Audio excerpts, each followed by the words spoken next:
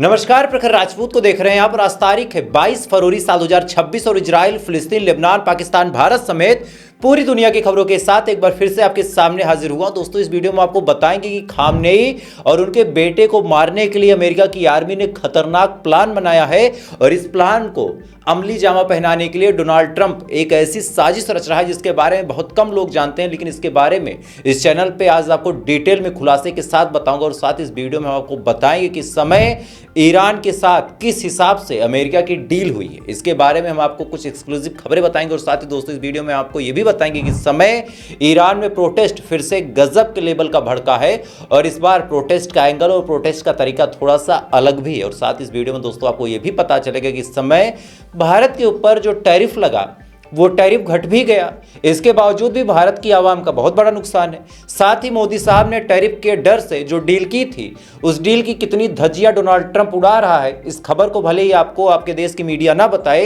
लेकिन इसके बारे में जब आप सुनेंगे तो सुनने के बाद आपके पैरों तले जमीन खिसकने वाली। और साथ ही आज इजराइल ने रामल्ला में क्या कुछ किया, इसको जानने के बाद आज आप हैरान हो जाएंगे, परेशान हो जाएंगे और आज आप दुआ जरूर करेंगे। यानी यकीन मानिए दोस्तों, आज की जो खबर है बहुत ज़्यादा अहम है, बहुत ज़्यादा इंपॉर्टेंट है, इस वजह से वीडियो को लास्ट तक जरूर देखिएगा।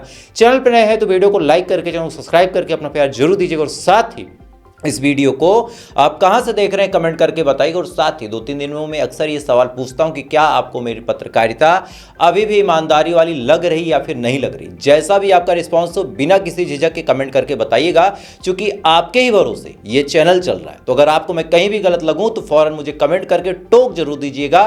तब तक एक एक करके दोस्तों मैं आपको खबरें बताता हूं, लेकिन इससे पहले कि आज आपको ईरान, अमेरिका, इजराइल की खबरें बताऊं, सबसे पहले आज आपको मैं भारत की खबरें बताता हूं। हुआ क्या, फरवरी की शुरुआत में आपने अचानक से सुना होगा कि भारत और अमेरिका के बीच ट्रेड डील हो गई। इसके पीछे भारत की सरकार ने यह बात बोली कि चूंकि अमेरिका हमारे ऊपर लगातार टैरिफ पे टैरिफ लगाया जा रहा था, डॉलर गिर रहा था, यानी रुपया गिर रहा था, डॉलर मजबूत हो रहा था और लगातार हमारे ऊपर ऐसे दबाव बनाए जा रहे थे जिसकी वजह से मजबूरी में हमें अपनी आवाम की भलाई के लिए ट्रेड डील करनी पड़ी। अब ट्रेड डील हो गई।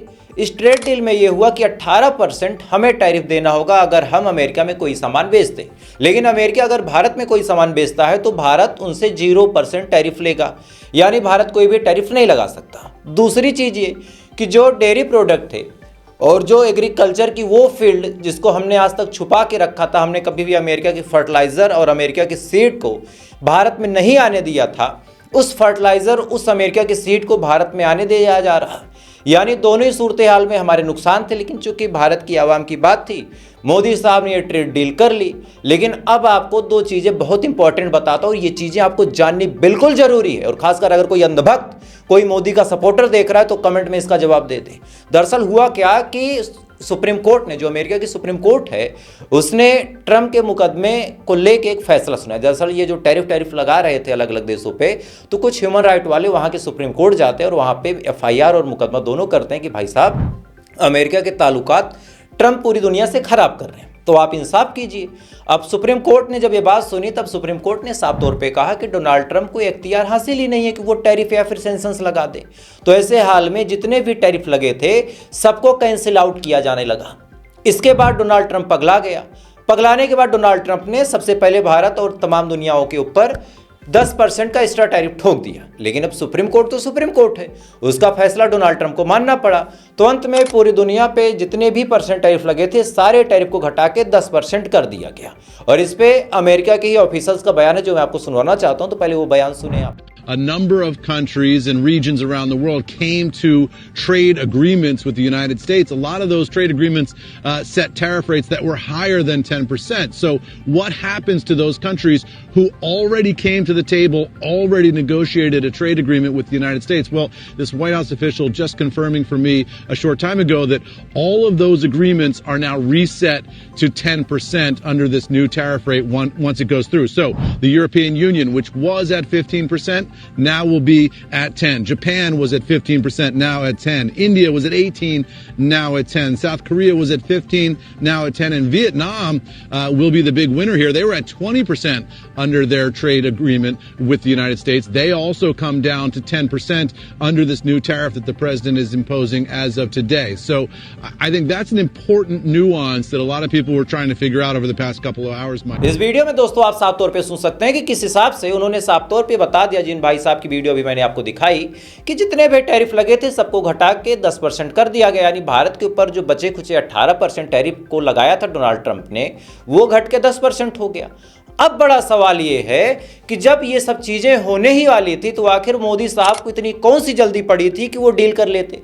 अगर डील ना भी करते तब भी जो 45-55% हमारे ऊपर टैरिफ लगा था वो भी घट के 10% ही आता, और ऐसे हाल में अमेरिका के ऊपर हमारा टैरिफ 200% था। तो फायदे में कौन था? हम होते। लेकिन मोदी साहब ने लबर लबर करके, साफ तौर पर कहा जाए तो जो एक शब्द है लिविर लिविर करना, लिविर लिविर करके जाके ट्रंपवा से डील कर ली। अब ट्रंपवा से डील करने का नुकसान ये है कि हमको 10% देना होगा और ट्रंप हमें 0% देगा। और इसको लेके डोनाल्ड ट्रंप ने खुद ही ऐलान किया कि भाई साहब ये जो डील हुई है ये तो अमेरिका के फायदे में हुई है।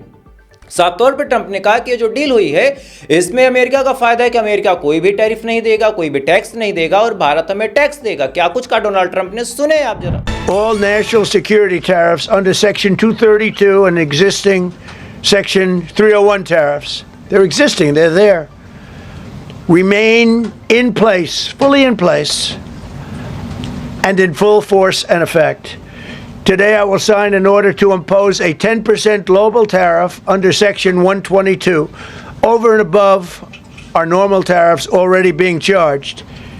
And we're also initiating several Section 301 and other investigations to protect our country from unfair trading practices of other countries and companies. इस वीडियो में दोस्तों आप साफ तौर पे सुन सकते हैं कि किस हिसाब से ट्रंप ने भारत का मजाक बना दिया कि भारत हमें टैक्स देगा, हम नहीं देंगे। तो आप बताओ फायदे में कौन है?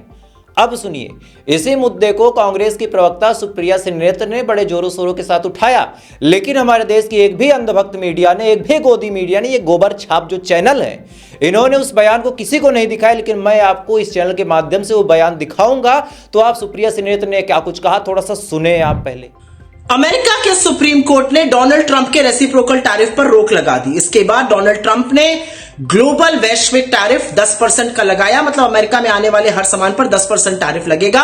इसका सीधा और सिंपल मतलब है कि हिंदुस्तान पर 10% टैरिफ लगेगा, वो 18% नहीं लगेगा जो ट्रेड डील में तय हुआ था। आपको याद होगा फरवरी की शुरुआत में इंडिया अमेरिका ने एक ट्रेड डील तय करी थी जिस पर भारत पर 18% टैरिफ लग रहा था, 3% से बढ़कर, और हमने अमेरिका पर 0% टैरिफ लगाने का वादा किया था। हमने अमेरिका से वादा किया था $500 बिलियन की तमाम चीजें खरीदने की, जिसमें कि कृषि की चीजें भी शामिल है। हमने अमेरिका से वादा किया था कि हम रूस से सस्ता तेल ना खरीदकर अमेरिकन और वेनेजुएलन तेल खरीदेंगे। आपको याद होगा ये सब हमने फरवरी की शुरुआत में किया था, और सुप्रीम कोर्ट का जो फैसला अमेरिका में आया है उसके बाद हिंदुस्तान को सिर्फ 10% टैरिफ देना होगा। तो इससे बहुत सारे सवाल खड़े होते हैं। पहला सवाल, ऐसी क्या जल्दी थी कि नरेंद्र मोदी जी ने बिना सुप्रीम कोर्ट के ऑर्डर का वेट किए जल्दबाजी में यह डील साइन करी? महीनों से यह डील पड़ी हुई थी। 30 मिनट की कॉल पर इतना आत्मसमर्पण करके इसको साइन करने की क्या जरूरत थी? हमने अमेरिका की चीजों पर 0% टैरिफ लगाना क्यों माना? हमने क्यों यह वादा किया कि हम $500 बिलियन का सामान अमेरिका से खरीदेंगे, जिससे कि हमारा ट्रेड सरप्लस, हमारा ट्रेड डेफिसिट बढ़ जाएगा, हमारे उद्योग तबाह हो जाएंगे? हमने क्यों यह माना कि हम रूस से सस्ता तेल ना खरीद के अमेरिका से खरीदेंगे, अपनी एनर्जी सिक्योरिटी को कॉम्प्रोमाइज किया? हमने क्यों अपना पूरा का पूरा डेटा थाली में लगाकर अमेरिका को सौंपने का वादा किया? इन सब सवालों का, और हम एक बात और सवाल है कि हम 3% से जो टैरिफ 18% पे बढ़ा था 6 गुना, उसकी खुशी मना रहे थे। क्या मूर्खता कर रहे थे हम? इन सब सवालों का एक ही जवाब है, और वो जवाब है इस देश का कॉम्प्रोमाइज्ड प्रधानमंत्री। जब नरेंद्र मोदी और उनके मंत्रियों का नाम एप्स्टीन की फाइल में आने लगा तो वो घबरा गए और सीधे डोनाल्ड ट्रंप के सामने नतमस्तक हो गए। मोदी को यह भी डर था कि उनके मित्र गौतम अडानी के ऊपर अमेरिका में कानूनी शिकंजा वो कसता जा रहा था। इससे मोदी भयभीत थे और इसलिए उन्होंने अमेरिका के सामने भारत के किसानों के, भारत के भविष्य की, भारत की एनर्जी की, भारत के डेटा, आर्टिफिशियल इंटेलिजेंस सबकी बलि चढ़ाकर एक ऐसी ट्रेड डील करी जो भारत के लिए हानिकारक है। वरना कोई भी यह बात पूछेगा कि आप सुप्रीम कोर्ट ऑर्डर के लिए क्यों नहीं रुके, आपने इतना कुछ गवा दिया ट्रेड डील में अमेरिका के हवाले से, यह आपने क्यों किया? आपने देश की साख और देश की इज्जत के साथ साथ देश के भविष्य का समझौता क्यों किया? देश को दांव पर क्यों लगाया? इस वीडियो में आप साफ तौर पे सुन सकते हैं कि सुप्रिया सुनेत्र ने कितनी वाजिब डिमांड की है और कितनी वाजिब बात बोली है। अगर ये कुछ गलत कह रही हूं या फिर मैं कुछ गलत कह रहा हूं और कोई मोदी का सपोर्टर देख रहा हो तो भाई साहब कमेंट करके मुझे बताओ और मेरी गलती निकालो और जवाब देने की हिम्मत और कुवत हो तो आना इस चैनल पे। खैर, तो ये भारत की बहुत बड़ी घटना थी, मुझे लगा सबसे पहले इसके बारे में आपको पता होना चाहिए। अब मिडिल ईस्ट की तरफ चलते हैं और मिडिल ईस्ट से एक ऐसी खबर आई है जिसको सुनने के बाद आपके पैरों तले जमीन खिसकने वाली है कि अमेरिका की आर्मी ने बाकायदा प्लानिंग और ब्लूप्रिंट तैयार किया और इस प्लानिंग और ब्लूप्रिंट के जरिए अब खामनेई, जो आयतुल्लाह खामनेई साहब हैं वो, और जो उनके बेटे मुस्तफा खामनेई हैं, इन दोनों को मारने का सटीक प्लान अमेरिका की आर्मी ने बनाया है और बनाने के बाद उसको डोनाल्ड ट्रंप के आगे पेश किया है। रिपोर्ट आपके सामने, आज तक की रिपोर्ट, इसको देख सकते हैं, लेकिन आज तक की खबरों पे आप भरोसा नहीं कर सकते, मुझे पता है। लेकिन ये जो असली खबर निकल के सामने आई है, अमेरिका की ही अपनी एक न्यूज एजेंसी है जिसका नाम है AXIOS, इस नाम की न्यूज चैनल एजेंसी है। इस पे यह खबर प्रकाशित हुई कि अमेरिका की आर्मी ने डोनाल्ड ट्रंप के सामने खामनेई को और उनके बेटे मुस्तफा खामनेई को मारने का पूरा प्लान बनाया, उसको सामने रखा और रखने के बाद पूछा कि क्या इसको रद्द अमल में लाना है। तो इस पे अभी डोनाल्ड ट्रंप ने कोई स्पष्ट बयान नहीं दिया और धीरे धीरे अगर आप सिचुएशन को समझेंगे तो तमाम चीज़ें इस तरफ इशारा चीख चीख के करती हुई नजर आएंगी कि डोनाल्ड ट्रंप केवल और केवल जंग चाहते हैं। पहली खबर आप सुनिए। एक बम है अमेरिका का, बड़ा मशहूर है, हालांकि ईरान ने इसको खोल खाल के रिवर्स इंजीनियरिंग के जरिए अपना बना लिया, इसके बारे में आपको ऑलरेडी बता चुका हूं। और इस बम का नाम है GBU-57। GBU-57 एक ऐसा बम है जो क्लस्टर बम है, यानी बंकर बस्टर बम है, यानी कोई जमीन के अंदर की चीज है तो ये बम जब गिरेगा तो चीरते हुए अंदर जाएगा और अंदर जाके फटेगा तो अंदर जो भी चीजें होंगी वो तबाह हो जाएंगी। इसी बम का इस्तेमाल इजराइल ने हिजबुल्लाह पे किया था। एक बम नहीं फटा था तो हिजबुल्लाह ने उठा के ईरान को दे दिया, ईरान ने उसको खोल के रिवर्स इंजीनियरिंग की, रिवर्स इंजीनियरिंग के जरिए उस बम को फिर से अपने आप में तब्दील करके अपना बना लिया। अब खबर यह है कि अमेरिका ने $100 मिलियन की रकम की खरीद पे मुहर लगा दी, यानी $100 मिलियन के बख्तरबंद बम खरीद रहा है अमेरिका। क्यों? कौन सा ऐसा दुश्मन है जो बंकर में छुपा है? कौन सा ऐसा दुश्मन है जो बंकरों में रहता है? तो वो दुश्मन केवल और केवल ईरान है।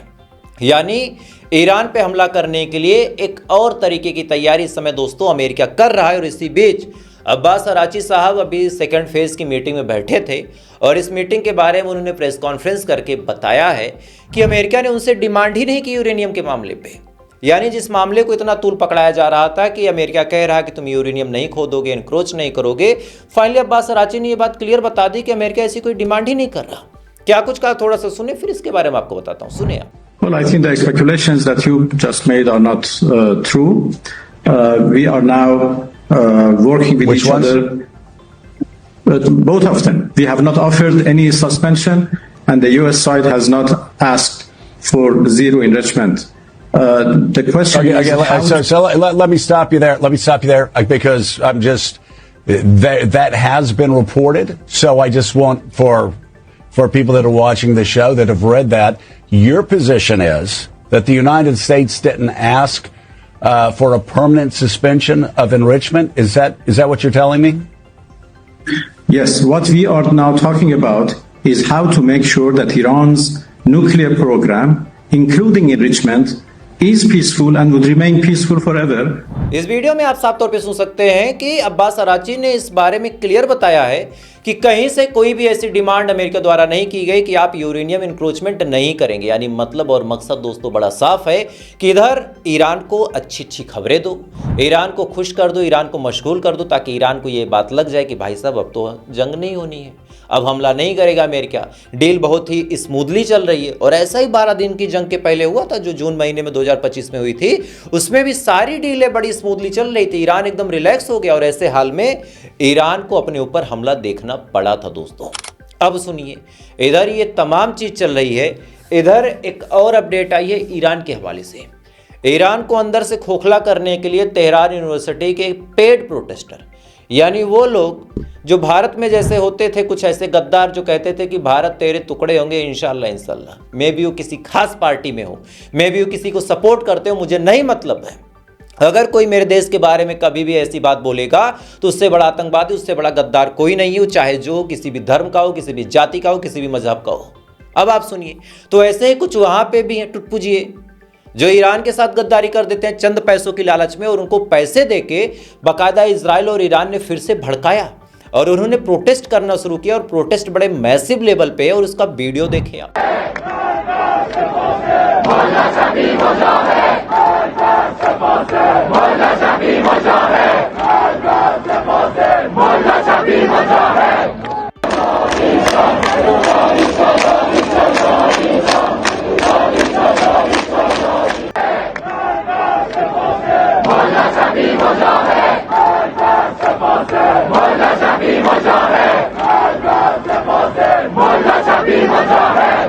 इस वीडियो में दोस्तों आप साफ तौर पे देख सकते हैं कि किस हिसाब से जो स्टूडेंट है सड़कों पे निकल के रैलियां कर रहे हैं, और इसी बीच जो पेड प्रोटेस्टर हैं इन्होंने आईआरजीसी के लोगों को उकसाना शुरू किया और जानबूझ के उनके साथ मारपीट शुरू की, और एक कैमरामैन ने इसकी वीडियो बना के पूरी दुनिया में सर्कुलेट करना शुरू कर दिया कि देखो आईआरजीसी कैसे लोगों को फिर से मार रही, ताकि ईरान की आवाम और उग्र हो। उसका भी एक्सक्लूसिव वीडियो आप अपनी स्क्रीन पर देखें पहले।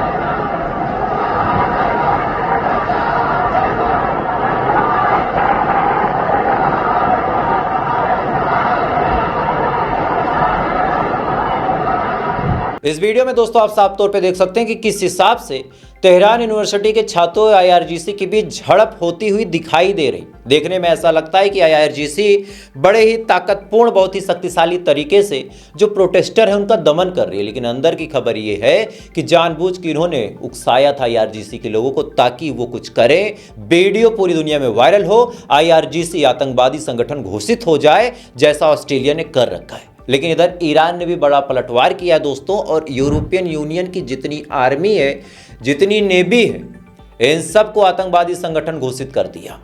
मतलब एक तीर से कई शिकार। चूंकि आतंकवादी संगठन घोषित करने का मतलब ये नहीं कि आपने बयान दे दिया वो संगठन घोषित हो गया, उसका कोई रिजल्ट नहीं। रिजल्ट ये है कि अब अगर इनमें से कोई भी किसी भी खास जो ईरान के एलाइज देश है उनके आसपास नजर आता है, तो हम सभी जानते हैं कि आतंकवादी किसी भी देश में देखा जाए तो देखते ही गोली मार दी जाती है।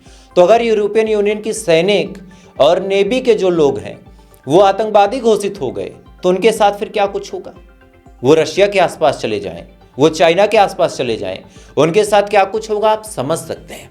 खैर, अगर आतंकवादियों की बात हो ही रही है तो सबसे बड़े आतंकवादी देश के बारे में ही बात कर लेते हैं। आज उस आतंकवादी देश यानी इजराइल ने रामल्ला के एक खास गांव में फिर से हमला किया, और वो काम किया जो काम शायद शैतान भी ना करे। आमतौर पे पूरी दुनिया में ये परसेप्शन चलता है कि किसान तो भगवान होते हैं, किसान अनाज पैदा करता है, पूरी दुनिया का पेट पालता है। लेकिन आज रामल्ला में जहां खाना रखा था, जहां पे फूड स्टोरेज था, हर उस जगह पे जा जाके इजरायली सेटलरों ने आग लगा दी है, और उस आग लगाने के बाद क्या मंजर था उसका एक्सक्लूसिव वीडियो आप देखें पहले। शबाब गुरफत अबू आलम वलईना अलमुस्तौतिनीन हारबीन। रामल्ला के अबू फला गांव का ये वीडियो है, जिस वीडियो में आप साफ तौर पे देख सकते हैं दोस्तों कि किस हिसाब से इजराइल के सेटलर्स ने इन हरामी आतंकवादियों ने जाके आग लगाया।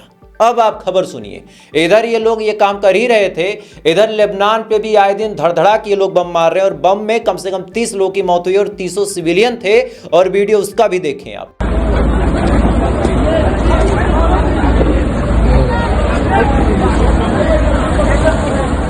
इस वीडियो में भी दोस्तों आप साफ तौर पे देख सकते हैं कि किस हिसाब से इस समय लेबनान के ऊपर भी इजराइल कहर बन के टूट रहा है, और कहर बन के टूटने के पीछे वजह भी बड़ी सिंपल सी है कि जहां का राजा कमजोर हो वहां कोई भी कुछ कर सकता है।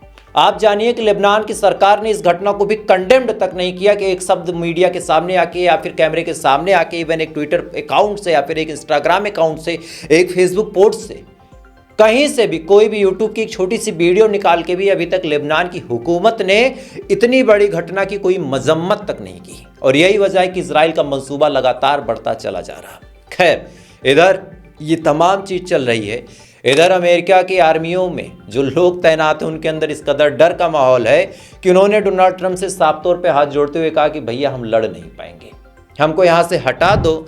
खबर आपकी स्क्रीन पे आप साफ तौर पे दोस्तों देख सकते हैं कि बहरीन और कतर में इस समय अमेरिका के जितने सैनिक थे उनको सेफली निकाला जा रहा है और निकाल के किसी सुरक्षित जगह रखा जा रहा है, चूंकि इनको डर है कि अगर ईरान पे हमला हुआ तो हमला होने के बाद ईरान पलट के वार करेगा जरूर, और अगर ईरान पलट के वार करेगा तो हम जिंदा नहीं बचेंगे। चूंकि जो एम्बेसडर साहब हैं ईरान के, उन्होंने भी साफ तौर पे कहा कि अगर खामनेई को खरोच भी आई तो हमारे जितने सैनिक हैं वो जिहाद का रास्ता इख्तियार करेंगे। और यही वजह है कि इस समय डर का माहौल है। लेकिन इससे एक बात और कंफर्म है, जो चीज़ आपको समझनी चाहिए कि इसका मतलब बड़ा साफ है दोस्तों कि हमला कर सकता है अमेरिका। और इस बात पे इस समय ईरान को बेहतरीन रास्ता इख्तियार करके अपनी सेफ्टी, अपनी सिक्योरिटी और अपनी ताकत को बचा के रखना होगा, चूँकि सिचुएशन खराब हो सकती है। खैर, तो फिलहाल अभी के लिए बस इतना ही। बाकी थोड़ी देर बाद इजराइल ईरान की तमाम बड़ी खबरों के साथ आपसे शाम को 6 बजे फिर मुलाकात होगी। तो वीडियो आपसे मिस ना हो, इस वजह से अगर आप चैनल पर नए हैं तो वीडियो को लाइक जरूर कर लें, चैनल को सब्सक्राइब जरूर कर लें। बाकी थोड़ी देर बाद फिर मुलाकात होगी ऐसी किसी खबर के साथ। तब तक आप अच्छे रहें, खुश रहें, अपना ख्याल रखिए, अपने देश का ख्याल रखिए। जय हिंद, ऊपर वाला आपकी हिफाजत करे।